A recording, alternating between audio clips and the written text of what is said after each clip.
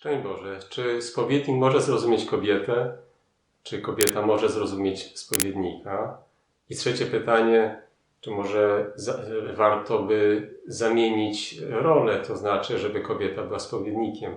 Tym ostatnim pytaniem zakończę moje wideo, dlatego oglądajcie do końca.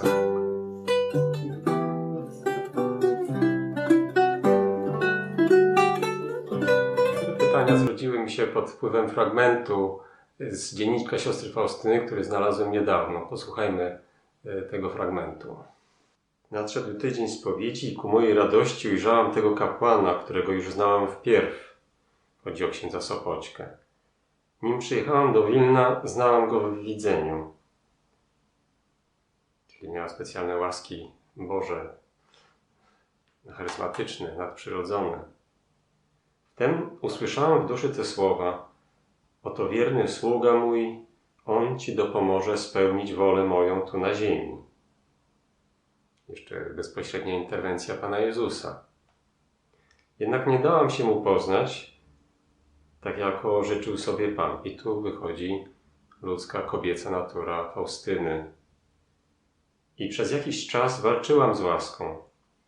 W każdej spowiedzi dziwnie mnie przenikała łaska Boża, jednak nie odsłaniałam duszy przed Nim i zamierzałam się nie spowiadać przed tym kapłanem.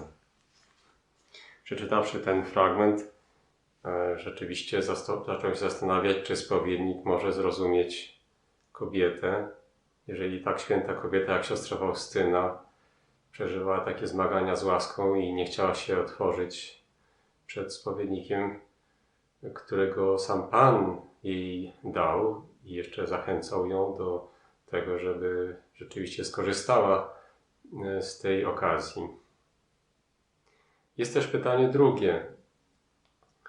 Czy kobieta może zrozumieć spowiednika? I jest też takie miejsce w dzienniczku siostry Faustyny. To jest numer 654. Pragnę powiedzieć tę rzecz dziwną, która mi się pierwszy raz przydarzyła. Kiedy spowiednik zaczął do mnie mówić, nie rozumiałam ani jednego słowa jego. Wtedy nagle ujrzałam Pana Jezusa ukrzyżowanego, który mi rzekł: w męce mojej szukaj siły i światła.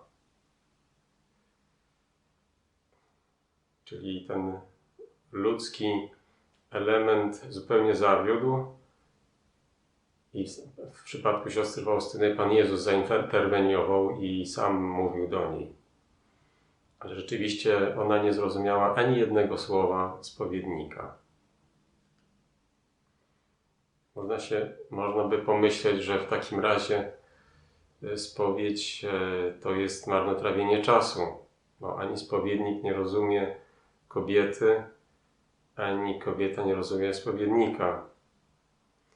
No ale myślę, że jest to także jak z małżeństwem, bo jest taka anegdotka o rybaku w Normandii, który złowił złotą rybkę i on mówi: o, witaj, możesz mieć 2 życzenia, spełnię je oba. Więc rybak powiedział: no moje pierwsze życzenie to jest tak, ja mam tam przez Atlantyk kolegę na Florydzie i chciałbym na weekendy do niego jechać, żebyśmy mogli razem łowić ryby. Jakbyś mogła sprawić, żeby był zbudowany most. No to rybka odpowiedziała: no to jest bardzo trudna prośba. A jakie jest Twoje drugie życzenie? A spraw, żebym zrozumiał moją żonę. A no dobrze, to z tym mostem to chcesz, żeby był jednopasmowy czy dwupasmowy? To jest anegdotka, która opisuje trudności zrozumienia żon przez mężów. Ta trudność jednak nie sprawia, że że ludzie nie wchodzą w małżeństwo albo uważają, że małżeństwo jest stratą czasu. Podobnie jest i ze spowiedzią. I jeszcze to trzecie pytanie. Czy w takim razie nie lepiej byłoby, żeby kobieta była spowiednikiem? Myślę, że te dwa pierwsze pytania, na któreśmy odpowiedzieli, czy pokazując, że ani spowiednik często nie rozumie kobiety, ani kobieta nie rozumie spowiednika, wygląda na to, że zamiana ról niewiele by wniosła w tę sytuację. A odwołując się do tego, co kiedyś Edyta Stein, święta Teresa Benedykta od Krzyża, później karmelitanka, patronka Europy, powiedziała, jaka jest różnica między kobietą i mężczyzną.